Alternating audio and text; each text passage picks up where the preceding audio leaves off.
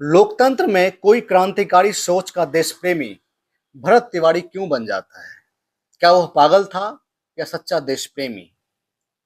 वैसे भी समय से आगे सोचने वाले व्यक्ति को अक्सर ना समझने वाला समाज या व्यक्ति पागल ही घोषित कर देता है। और कहा भी जाता है, जो प्यार करता है वह पागल बन जाता है, चाहे वह प्यार व्यक्ति से हो या देश से। भरत तिवारी को अपने देश से प्रेम था। भरत तिवारी के पिछले 6 साल के सभी फेसबुक पोस्ट और वीडियो को सुनने, पढ़ने और समझने के बाद यह साफ पता चलता है कि भरत तिवारी को अपने समाज और अपने लोगों से प्रेम था। उन्हें देश के प्रधानमंत्री माननीय नरेंद्र मोदी से प्रेम था। उन्होंने कोरोना में वैक्सीन को मानव पर प्रयोग करने के लिए अपने शरीर को दान करने के लिए पत्र लिखा था।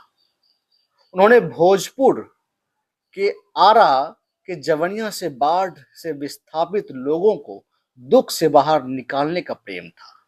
उन्हें प्रकृति से प्रेम था। हिरणों के झुंड के पीछे भागने से प्रेम था। उन्हें स्वतंत्रता संग्राम के क्रांतिकारी नायकों से प्रेम था। उन्हें देश की सेना और पुलिस को अपना अंग दान करने के लिए प्रेम था। उन्हें अच्छे और खूबसूरत गानों से प्रेम था। उन्हें खेल से प्रेम था। उन्होंने भोजपुर के डीएम के साथ साथ पुलिस जब भी कोई अच्छी कार्रवाई करती थी, उन सभी की वो अक्सर तारीफ करता था। उसे भारत को विकसित देश बनाने के सपने से प्रेम था। उसे अपने हिंदू धर्म से इतना लगाव था कि वह आरा से मध्य प्रदेश के छतरपुर बागेश्वर धाम हजारों किलोमीटर की पैदल यात्रा करता है। कोरोना में अपने लोगों को मदद करने का प्रेम इतना था कि वह अपना अंग दान करने के लिए तैयार हो जाता है। भरत तिवारी को बच्चों से भी प्रेम था। तो फिर सवाल उठता है कि भरत तिवारी को प्रशासन ने पागल घोषित क्यों किया और हथियार उठाने पर क्यों मजबूर हुआ, और हथियार फेंकने के बाद पुलिस ने उसे सुनने समझने के बजाय गोली क्यों मार दी, इनकाउंटर क्यों किया? अगर वह गलत रास्ते पर था तो क्या उसकी क्षमता, उसकी प्रतिभा को सही दिशा में मोड़कर देश के काम नहीं लाया जा सकता था? यह सवाल आज भी मौजूद है। और यह सवाल जब तक भरत तिवारी के साथ न्याय नहीं हो जाता है, यह सवाल तब तक बिहार और देश की जनता पूछती रहेगी। और बात सीधी सी है कि हम भारतवासियों को आज़ादी इसलिए मिली कि देश के हजारों लाखों आम नागरिक और क्रांतिकारी ने अंग्रेजों के भारतीयों के प्रति जो अत्याचार हो रहा था, जो शोषण हो रहा था, जो भेदभाव हो रहा था, जो झूठे वायदे कर रहे थे, भ्रष्टाचार के खिलाफ इन सभी लोगों ने एक साथ मिलकर लड़ाई लड़ी और अपने लोगों के लिए क्रांतिकारियों ने और देश के आम नागरिकों ने सीने पर गोली खाकर देश को इस सोच के साथ आजाद कराया कि मेरा बलिदान व्यर्थ नहीं जाएगा। आजाद देश के लोग प्रेरित होंगे और आने वाली पीढ़ी को इन सभी समस्याओं से मुक्ति मिलेगी। आजादी के 75 साल से ज्यादा हो गए हैं, तो क्या हम सभी को इन सभी समस्याओं से मुक्ति मिली? इसी तरह के सवाल भरत तिवारी के मन और मस्तिष्क में बार बार गूंज रहे थे।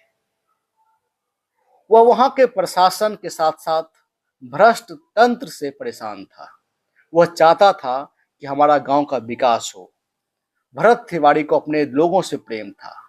वह जाति की दीवार को तोड़कर सभी को अपना मानता था। उन्होंने अपने कई वीडियो में बताया कि मुझे जाति की दीवार में ना बांधें, देश के सभी लोग अपने हैं। आजादी के बाद हमने संविधान बनाया, अधिकार और कर्तव्य बताए, आरक्षण दिया, कानून बना, ताकि देश और यहाँ के लोगों को बेहतर बनाया जा सके। अब सरकार के सामने अपनी समस्याओं या मांगों को रखने का तरीका बदल गया। अब अंग्रेज के खिलाफ हथियार नहीं उठाना है। अब कानून, न्याय और संविधान के बताए रास्ते के सहारे अपनी समस्याओं का समाधान ढूंढना है।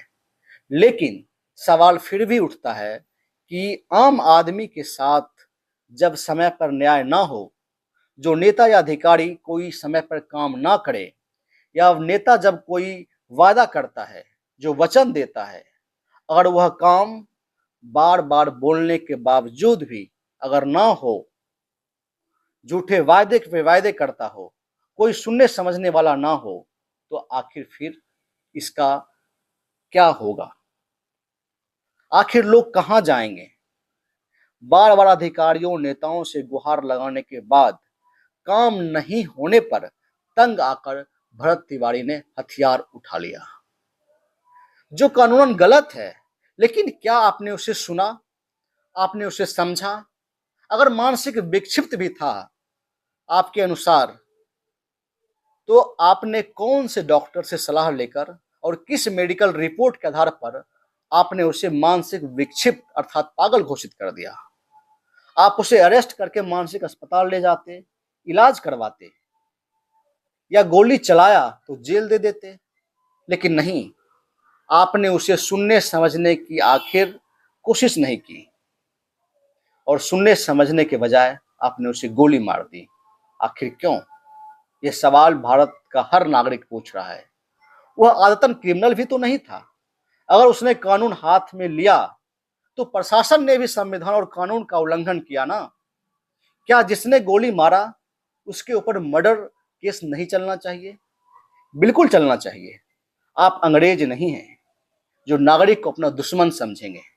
आजाद देश में समाज और देश का नेतृत्व हीरोइज्म करने वाले चाहे नेता हो या अधिकारी, उसे नायक की तरह व्यवहार करने की जरूरत नहीं है। उसे लोकतंत्र में जनसेवक की तरह व्यवहार करना होगा, तभी समाज और देश में शांति स्थापित होगी।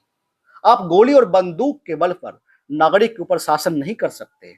गोली और बंदूक अपने लोगों को अपराधी से सुरक्षा देने के लिए है, ना कि अपने लोगों के मांगों समस्याओं को सुनने के बजाय गोली के बल पर आवाज दबाने के लिए। भरत तिवारी का रास्ता कानूनन सही नहीं था, लेकिन यह सवाल पूछा जाना चाहिए कि एक आम नागरिक देश प्रेम को गोली उठाने पर आखिर मजबूर किसने किया? प्रशासन ने, या वहां के नेताओं ने, या फिर भ्रष्ट तंत्र ने? यह सवाल बार बार पूछा जाना चाहिए, क्योंकि लोकतंत्र में लोगों की समस्याओं को नहीं सुनने, झूठे वादे करने, विकास के कार्य समय से पूरे नहीं करने, भ्रष्टाचार करने, समय पर प्रशासन द्वारा न्याय नहीं देने पे क्या उसे हम देशद्रोही नहीं कह सकते? क्या वह देशद्रोही नहीं है? अगर नहीं, तो लोकतंत्र की परिभाषा और संविधान की किताब किस लिए है? क्या सिर्फ आम नागरिक के लिए ही संविधान है?